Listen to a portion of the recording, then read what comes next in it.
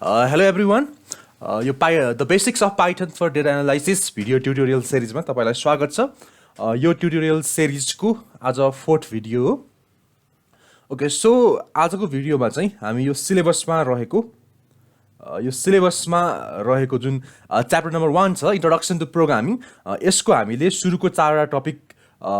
पहिलाका भिडियोहरुमा कभर गरिसकेका छौं. अब आज चाहिँ यो लास्ट टपिक यो च्याप्टर नम्बर 1 को अन्तिम topic basic syntax print statement input statement comments and indentation को पार्ट चाहिँ आज हामी कभर गर्छौं. यो सँगै आजको भिडियो सँगै यो च्याप्टर नम्बर 1 चाहिँ कम्प्लिट हुन्छ. सो स्टार्ट गरौँ. हामीले पाइथन इन्टरप्रेटर र पाइचार्म चाहिँ लास्ट भिडियोमा इन्स्टल गर्न सिकिसकेका छौं. अब पाइचार्म खोलौँ. ओके मेरो खुले रहेछ. म यसलाई फेरि स्टार्टबाट खोल्छु, सुरुबाट खोल्छु. ओके सो म यहाँ सर्च बारमा गएर पाइचार्म टाइप हाने.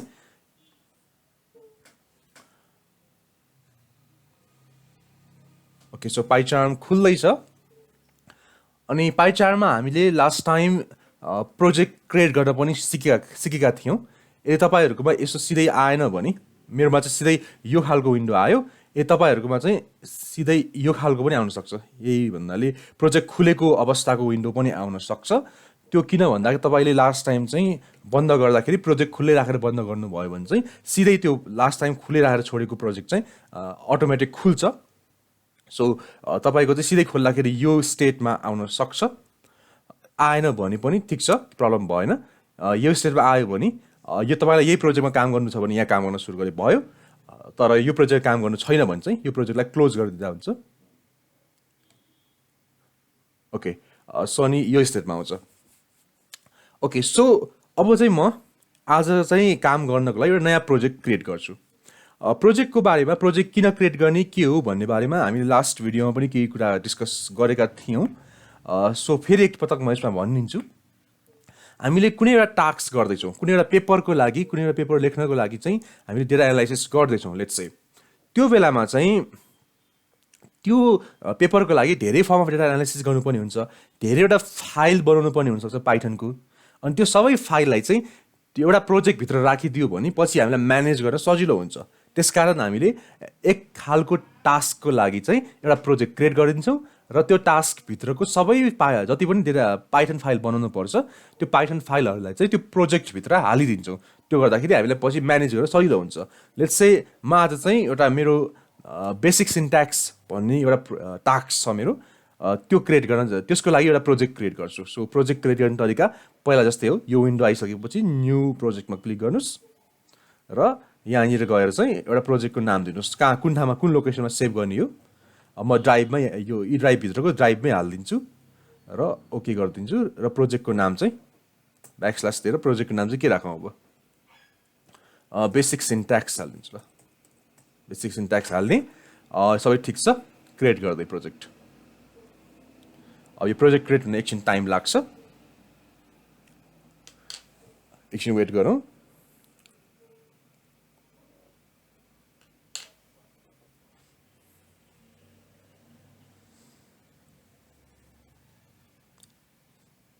ओके सो प्रोजेक्ट क्रिएट भएको छ. पहिला जस्तै यो बाइ डिफल्ट यो main.py भन्ने आइपुगिसकेको छ. यो फाइल बनिसकेको छ. यसभित्र एउटा डिफल्ट कोड पनि बनिसकेको छ. यसलाई रन गरेर हेर्न सक्छौँ हामी.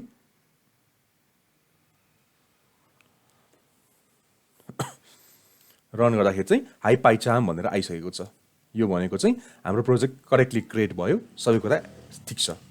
अब म चाहिँ यो मेन भन्नेलाई उडाएर सबै डिलिट हानेर भनेको माथि त यो तलसम्म सेलेक्ट गरौँ र यसलाई डिलिट गरिदिउँ. यो खाली भयो यो main.py. यसमै काम सुरु गर्दा पनि भयो. म यसमै काम सुरु गर्छु. यो डिलिट गरेर सेभ गरिदिउँ त. कन्ट्रोल एस ले सेभ हुन्छ. त्यति भइसकेपछि म यहाँनिर चाहिँ मेरो फर्स्ट पाइथन कोड लेख्छु. त्यो भनेको चाहिँ प्रिन्ट हो. तपाईलाई चाहिँ केही कुरा प्रिन्ट गराउनु छ, स्क्रिनमा प्रिन्ट गर्नु छ भने चाहिँ हामी यो प्रिन्ट भन्ने स्टेटमेन्ट युज गर्छौँ. प्रिन्ट स्टेटमेन्टको फर्मेट जसरी यो हाई पाइचार्म प्रिन्ट भएको छ नि हो यस्तै मलाई केही प्रिन्ट गराउनु छ भने चाहिँ म यो प्रिन्ट भन्ने स्टेटमेन्ट अथवा फङ्सनको प्रयोग गर्छु. यसभित्र यो प्रिन्ट लेख्छु. यो चाहिँ यो प्रिन्ट लेखेर मैले यो स्मल ब्र्याकेट चाहिँ ओपनिङ र क्लोजिङ गरेर राखेँ र यो स्मल ब्र्याकेटको यो पेयरभित्र चाहिँ म स्ट्रिङ लेख्छु स्ट्रिङ भनेको चाहिँ डबल इन्भर्टेड कमाले सराउन्ड गर्नुपर्छ भनेको जस्तो कि मिलन भन्ने एउटा स्ट्रिङ एउटा सेन्टेन्स एउटा के भनौँ एउटा वर्ड लेख्नु छ मलाई भने चाहिँ त्यसलाई चाहिँ डबल इन्भर्टेड कमाभित्र राखिदिने यसरी र यसलाई प्रिन्टमा पास गर्ने भनेको प्रिन्टको यो ओपनिङ र क्लोजिङ ब्र्याकेटको बिचमा राखिदिने हो भने त्यो भनेको मिलन भन्ने स्ट्रिङ चाहिँ प्रिन्टलाई पास गरेको स्ट्रिङ भनेको चाहिँ सिक्वेन्स अफ लेटर हो जुनसुकै लेटर पनि हुनसक्छ अल्फाबेटिकल लेटर अल्फाबेट्सहरू हुनसक्छ नम्बर्सहरू पनि हुनसक्छ जे होस् एउटा वर्ड हो एउटा के भनौँ स्ट्रिङ भनेको चाहिँ अ सेट अफ क्यारेक्टर्सहरू हुन् ओके सो प्रिन्टलाई रन गरौँ जसरी अघि हाई पाइचामा आएको थियो अब चाहिँ मिलन भनेर आयो ठिक छ अब यो प्रिन्टमा चाहिँ धेरै कुरा हाल्न सक्छौँ जस्तो कि नेक्स्ट लाइनमा मैले प्रिन्ट मिलन 1 2 3 हाल्न सक्छु यो भयो भने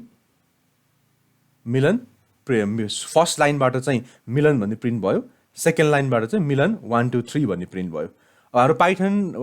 पाइथनको रनिङ सिक्वेन्स भनेको चाहिँ सुरुमा फर्स्ट लाइन रन हुन्छ त्यसपछि सेकेन्ड लाइन रन हुन्छ र यसरी एकपछि अर्को लाइन गर्दै रन हुँदै जाने हो सुरुमा फर्स्ट लाइन रन भयो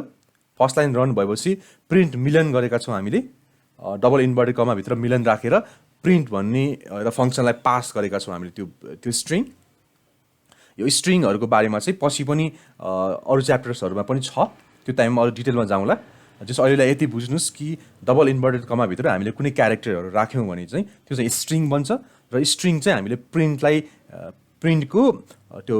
ब्र्याकेटभित्र हालिदियौँ भने चाहिँ प्रिन्ट पछिको ब्र्याकेटभित्र हालिदियौँ भने चाहिँ त्यो कुरा प्रिन्ट हुन्छ बाहिर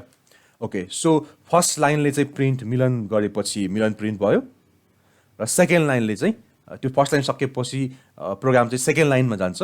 सेकेन्ड लाइन एक्जिक्युट हुँदाखेरि चाहिँ प्रिन्ट मिलन 1 2 3 प्रिन्ट भयो यसरी चाहिँ प्रिन्टको मद्दतले हामीले चाहिँ कुनै पनि कुरा चाहिँ स्क्रिनमा प्रिन्ट गर्न सक्छौँ अब यो यति मात्र होइन म यसो पनि गर्न सक्छु प्रिन्ट अनि एकभन्दा बढी स्ट्रिङलाई म प्रिन्ट पनि गर्न सक्छु प्रिन्टभित्र फर्स्ट चाहिँ मैले मिलन भनेर हालेँ एउटा स्ट्रिङ भयो यसले यतिकै रन गरिदिने हो भने यो लाइनले मिलन भनेर प्रिन्ट गर्छ अब मलाई महर्जन पनि प्रिन्ट गर्नु छ भने म यसलाई यहाँ स्पेस दिएर महर्जन पनि हाल्ने त मिल्छ ठिक छ नर्मल स्ट्रिङ प्रिन्ट गरे जस्तै भयो अथवा म यसलाई कमाले सेपरेट गरेर पनि पास गर्न सक्छु जस्तो कि फर्स्ट स्ट्रिङ कमाले सेपरेट गरेर सेकेन्ड स्ट्रिङ पास गरिदिन्छु अझ कमाले सेपरेट गरेर धापाखेल थर्ड स्ट्रिङ पास गरिदिन्छु यसरी पास गरेँ भने चाहिँ एउटै लाइनमा 3टा स्ट्रिङ आउँछ मिलन यो थर्ड लाइनले चाहिँ प्रिन्ट गरेको यो हो सो यसले चाहिँ मिलन महर्जन र धापाखेल भनेको एकै लाइनमा दियो स्पेसले सेपरेट गरेर अब मलाई चाहिँ स्पेसले सेपरेट गर्नु छैन मलाई अरू कुनै कमाले सेपरेट गर्नु छ लेट्स चाहिँ भने चाहिँ अरू कुनै क्यारेक्टर अथवा लेट्स चाहिँ कमाले सेपरेट गर्नु छ भने चाहिँ म यसमै कमा दिएर एससिपी इक्वल्स टु कमा हालिदिएँ भने कमालाई पनि स्ट्रिङभित्र हालिदिने यो हालिदिएँ भने चाहिँ सरी कमालाई पनि डबल इन्भर्टेड कमाभित्र हालिदिने त्यो गऱ्यो भने चाहिँ यसरी यो यो लाइनले प्रिन्ट गरेको स्टेटमेन्ट प्रिन्ट गरेको भनेको आउटपुट यो हो यहाँ चाहिँ मिलन कमा महर्जन कमा धापाखेल आयो त्यो कमा चाहिँ यहाँ कमा राखेको कारणले आएको होइन कि यहाँ हामीले सेपरेटर इक्वल्स टु कमा राखेको कारणले चाहिँ यहाँनिर कमा आएको अब मैले सेपरेटर इक्वल्स टु अरू कुनै चिज हालिदिएँ भने सेपरेटर इक्वल्स टु लेट्स चाहिँ ड्यास हालिदिएँ भने यो रन गर्दाखेरि मिलन ड्यास महर्जन ड्यास धापाखेल आयो यो लाइन ठिक छ यति भयो हाम्रो प्रिन्ट स्टेटमेन्ट अब चाहिँ हामी यो उसमा भएको यो पाइथनमा रहेको अर्को इनपुट स्टेटमेन्टमा जाउँ अब यहाँसम्म त हामीले के गर्यौँ भन्दा प्रोग्रामभित्रबाट कम्प्युटरभित्रबाट हामीले चाहिँ बाहिर प्रिन्ट गरेर युजरको लागि देखायौँ युजरलाई देखाउनु पऱ्यो प्रोग्रामभित्र के भइरहेको छ भने हामी यसरी प्रिन्ट गरेर देखाउन सक्ने भयो स्क्रिनमा तर अब युजरले चाहिँ प्रोग्रामलाई केही भ्यालु दिनु पऱ्यो भने चाहिँ कसरी दिने त त्यसको लागि त्यो पार्ट सिकौँ अब यसको लागि चाहिँ म एउटा नयाँ फाइल क्रिएट गर्छु यो main.py चाहिँ मैले प्रिन्टको लागि काम गरेँ अब म यो main.py भन्ने यहाँ छ यहाँ यो साइडमा चाहिँ प्रोजेक्टको स्ट्रक्चर आइरहेको छ यो बेसिक सिन्ट्याक्स भन्ने हाम्रो प्रोजेक्टभित्र main.py भन्ने छ यो बाई डिफल्ट क्रिएट भएको हो मलाई अर्को एउटा फाइल क्रिएट गर्न मन लाग्यो भने चाहिँ म यो बेसिक सिन्ट्याक्स भन्नेमा राइट क्लिक गर्छु न्यूमा जान्छु र पाइथन फाइलमा क्लिक गर्छु र यहाँ पाइथन फाइलको नाम दिन्छु मेनको ठाउँमा चाहिँ मैले ल इनपुट भन्ने नाम दिएँ अथवा कुनै जे नाम तपाईँलाई सजिलो लाग्छ त्यो नाम दिन सक्नुहुन्छ इनपुट भन्ने नाम दिएपछि मैले इनपुट डट पाई पनि क्रिएट भयो एउटा इम्प्टी फाइल क्रिएट भयो जसरी मेन डट पाई क्रिएट भएको थियो ठिक छ अब यहाँभित्र म इनपुटको काम गर्छु अब इनपुट भनेपछि के हुने भयो भन्दाखेरि बाहिरबाट युजरले के भ्यालु दिने भयो त्यो भ्यालु चाहिँ प्रोग्रामले लिने भयो सो मैले प्रिन्ट गर्दा इनपुट भनेर इन्टर नम्बर लेख्न सक्छु र यो रन गरिदिन सक्छु तर अब यहाँनिर हेर्नुहोस् त यो रन गर्ने ठाउँमा चाहिँ साइडमा मेन भन्ने आइरहेको छ नि त्यसको मतलब चाहिँ अहिले हामीले रन क्लिक गऱ्यौँ भने यो इनपुट डट पाई रन हुँदैन मेन डट पाई रन हुन्छ यो नै रन हुन्छ अहिले पनि सो इनपुट डट पाई रन गर्नको लागि चाहिँ म यहाँ इनपुट डट पाई सेलेक्ट गर्छु यहाँनिर चाहिँ राइट क्लिक गर्छु र रनमा क्लिक गरिदिन्छु यति भएपछि यो इनपुट भन्ने आयो यहाँ माथि अनि यहाँबाट चाहिँ इन्टर नम्बर भनेर आयो किनकि हामीले इनपुटभित्र चाहिँ इन्टर नम्बर भनेर पठाएको छौँ अघि प्रिन्टमा इन्टर नम्बर पठाउँदाखेरि चाहिँ त्यो प्रिन्ट हुन्थ्यो अनि यो इनपुटमा इन्टर नम्बर भनेर पठाउँदाखेरि चाहिँ त्यो चाहिँ पपअपमा आउँछ भनेको मतलब इन्टर नम्बर अनि इनपुट लिन्छ सो मैले 5 हालिदिएँ भने यसरी चाहिँ मैले इनपुट दिन मिल्छ पाइथनलाई ओके सो इनपुट त दिएँ मैले अब इनपुटलाई भित्र कतै क्याप्चर गर्नु पर्यो नि त मैले दिएको इनपुटलाई चाहिँ कुनै एउटा प्लेस होल्डरमा कुनै एउटा लोकेसनमा त राख्नु पर्यो नि त्यसको लागि चाहिँ म के गर्न सक्छु भन्दाखेरि एक्स इक्वल्स टु यति हालिदिउँ र प्रिन्ट एक्स गरिदिउँ अब हेर्नुहोस् त के हुन्छ रन गर्दाखेरि इन्टर नम्बर भनेर आयो किनकि फर्स्ट लाइन सुरुमा रन भयो यो फर्स्ट लाइन सुरुमा रन भयो सुरुको लाइनले चाहिँ इन्टर नम्बर भन्ने कुरा बाहिर देखाउँछ र त्यसपछि इनपुट माग्छ यहाँनिर इनपुट मागिरहेको छ साइडमा यहाँ क्लिक गर्नुभयो इन्टर नम्बर पछि क्लिक गर्नुभयो भने यहाँनिर इनपुट मागिरहेको छ यसमा चाहिँ मैले इनपुट दिएँ ल 54 इनपुट दिएँ भने र इन्टर गरेपछि त्यो भ्यालु गएर चाहिँ एक्समा बस्यो यो भेरिएबलको बारेमा हामी अर्को भिडियोमा विस्तृतमा चर्चा गर्दै नै छौँ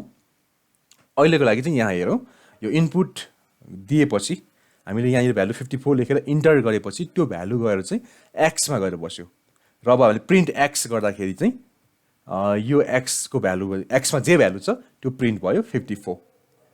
अब तपाईँले सोचिराख्नु भएको होला अघि चाहिँ हामीले प्रिन्टभित्र चाहिँ डबल इन्भर्टेड कमा राखेर पठाएको थियौँ अब चाहिँ किन डबल इन्भर्टेड कमा नराखेर पठायौँ भन्ने कुरा चाहिँ यो पछि हामी डिस्कस गर्छौँ नै अहिलेको लागि सर्टमा भन्दाखेरि चाहिँ यो एक्स भनेको भेरिएबल हो यहाँनिर चाहिँ प्रिन्ट एक्स गर्दा एक्स प्रिन्ट हुँदैन कि एक्सले होल्ड गरेको भ्यालु प्रिन्ट हुन्छ तर मैले यही ठाउँमा चाहिँ प्रिन्ट डबल इन्भर्टेड कमा भित्र एक्स राखेँ भने चाहिँ अब लिटरल्ली एक्स नै प्रिन्ट हुन्छ इन्टर नम्बर 54 हालेँ अथवा ल अर्को नम्बर हालौँ 21 हालौँ यति गर्दाखेरि 21 चाहिँ यस कारणले यो सेकेन्ड नम्बर स्टेटमेन्टले 21 प्रिन्ट गरायो किनकि एक्सको भ्यालु चाहिँ हामीले 21 इनपुट दिएका छौँ अनि यो थर्ड नम्बर स्टेटमेन्टले चाहिँ एक्स नै प्रिन्ट गरायो यो डिफरेन्स हो यसको